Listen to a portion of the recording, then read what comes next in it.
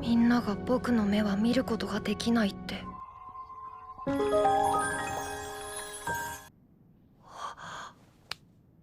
魔術は便利な反面、決して安全なものではない。あ、オリ。目玉を作る。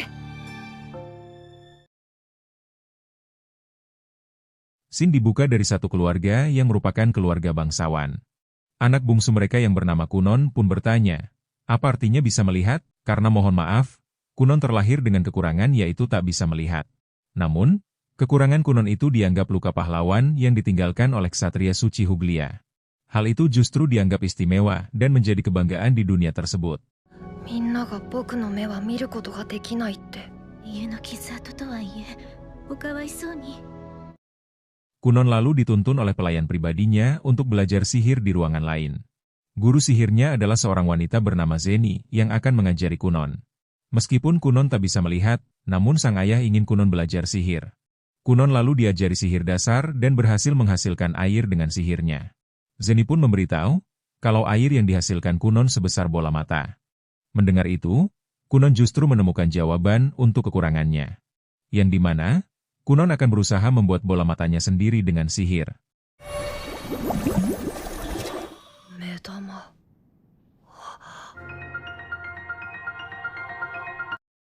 Sihir telah mengubah sikap Kunon yang tadinya murung menjadi lebih ceria. Yang awalnya tak tertarik dengan segala hal, sekarang berubah jadi rasa penasaran. Ditambah lagi, Kunon punya pelayan pribadi yang juga sangat ceria. Selain guru sihir, ada juga guru lain bernama Flora yang tugasnya membacakan buku. Dan saat ini, Kunon ingin mendengar sejarah tentang Ksatria Suci Histor Huglia. Awalnya, Flora ragu untuk cerita, tapi tak bisa menolak permintaan Kunon. 聖騎士ヒストア・ヒューグリアの話を聞かせてください。気持ちがお辛くなった時には言ってくださいね。Dulu, pahlawan Histor Huglia mengalahkan Raja Iblis namun kehilangan satu kaki dan satu lengannya.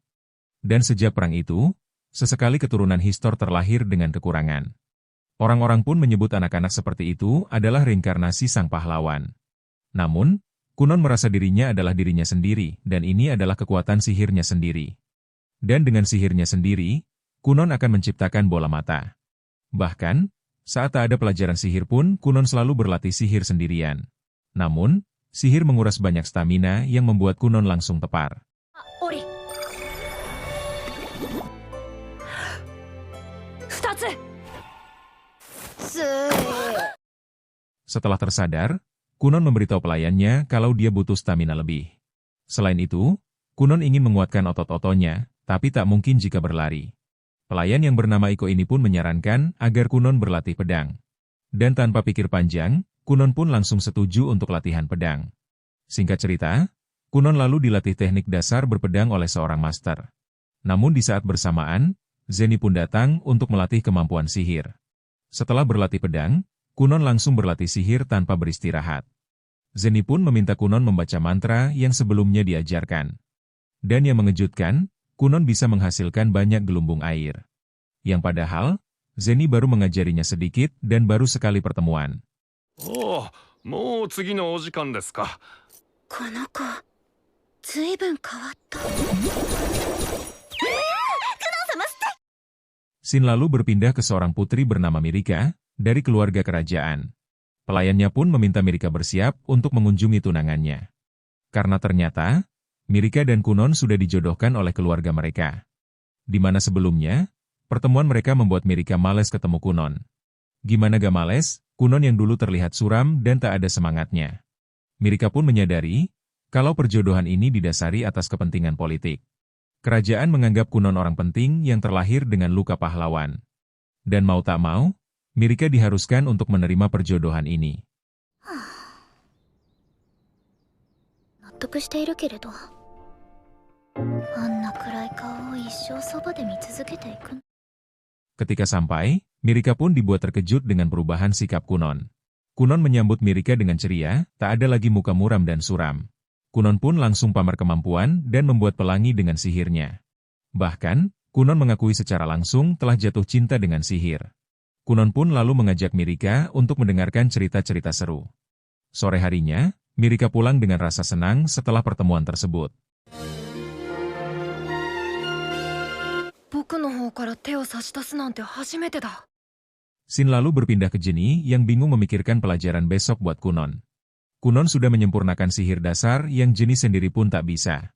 Walaupun sihir bisa memudahkan, namun belum tentu aman 100%. Dan masih terlalu dini untuk Kunon mempelajari sihir yang cukup rumit. Esok harinya, Jenny sudah ada di rumah Kunon untuk mengajar sihir. Di mana kali ini, mantra Aori yang digunakan menciptakan air akan diuraikan. Kunon bisa menguraikan sihir lebih jauh lagi, kalau memperhitungkan suhu dan lainnya. Jenny pun memberi contoh dan membuat 2 bola air yang hangat dan dingin. Modifikasi sihir memberi ciri khas pada sihir yang membedakan setiap penyihir dan bakat mereka. Namun siapa sangka, Kunon dengan mudah melakukannya membuat air rasa apel. 一口に水といっても多種多様なので。あ、オリ。でもやってみせます、ジェニア先生。 Di hari berikutnya, Kunon meminta pelayan Iko untuk membuatkan teh. Yang karena tak ada air panas, Iko pun meminta Kunon menciptakan air panas dari sihir. Saat bola air itu melewati beberapa apel, Kunon bisa merasakan warna apel dari sihirnya. Namun, Kunon hanya tahu nama-nama warna, tapi belum tahu warnanya yang mana.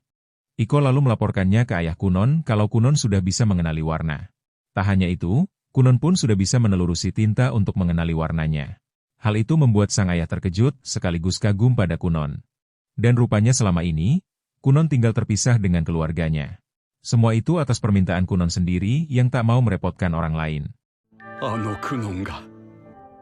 今クノン様は大きく変わろうとしています。キューキンアップをお願いします。 Kunon lalu membuat bola air besar berwarna merah yang ditunjukkan pada Iko. Di saat bersamaan, orang tua Kunon dan kakaknya datang untuk menjenguk. Kunon sendiri sedang menunggu Jenny untuk menunjukkan eksperimen barunya. Ibunya pun menyapa Kunon dan sudah tahu Kunon bisa mengenali warna. Namun secara tak sengaja, bola air besar itu pecah menimpa Kunon dan Iko. Rupanya, Jenny sudah sampai dari tadi dan melihat kejadian tersebut. Sang ibu pun langsung pingsan, karena disapa oleh Kunon dengan tubuh berwarna merah. Akibatnya, Kunon pun diomeli sang ayah dan gaji Iko dipotong 3 bulan.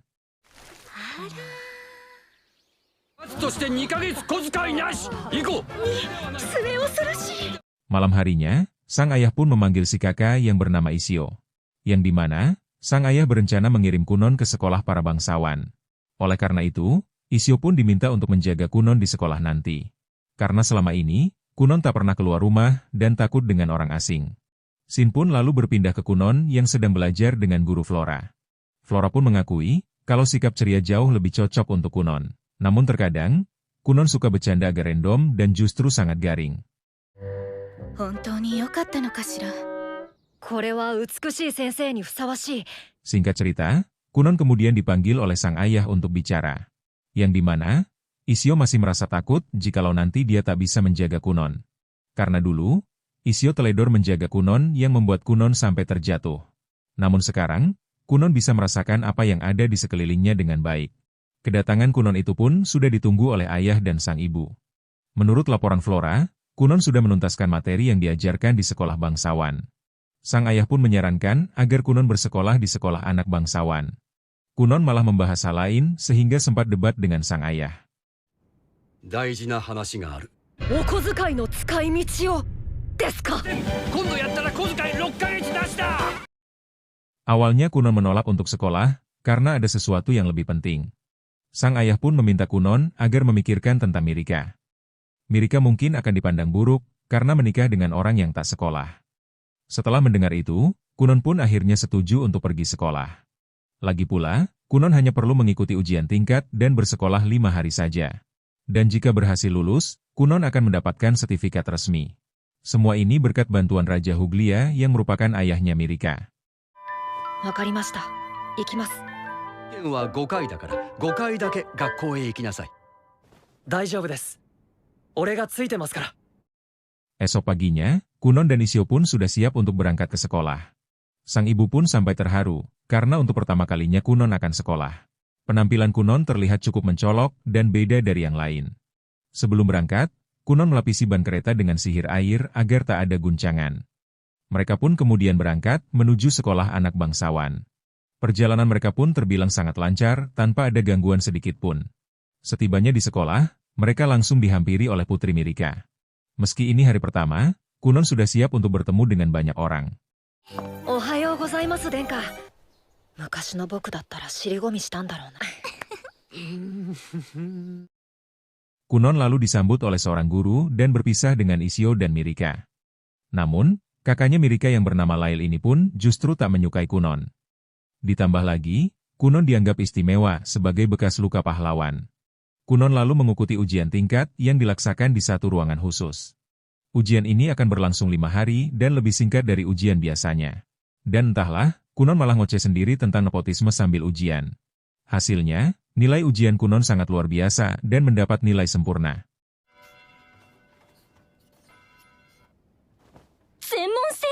Saat jam istirahat, Mirika dan Kunon pun dihampiri oleh Lail bersama gengnya. Kejadian itu pun menarik perhatian siswa lain sehingga jadi berkerumun. Lail menghina Kunon bocah sialan yang mendapat restu dari ayahnya. Isio yang melihat kejadian itu pun langsung berusaha melindungi adiknya. Kunon pun kemudian menggunakan sihir airnya untuk mempermalukan Lail. Dia pun menuduh Lail ngompol di celana yang padahal itu adalah ulahnya. Kejadian itu pastinya membuat Lail sangat malu dan kemudian langsung pergi dari tempat tersebut. Mereka akhirnya bisa makan dengan tenang tanpa ada gangguan lagi. Isio pun dibuat pusing, apa yang harus dia laporkan pada ayahnya nanti. 一つ上の第六王子ライル・ヒューグリアです。大変な人物に大変なことを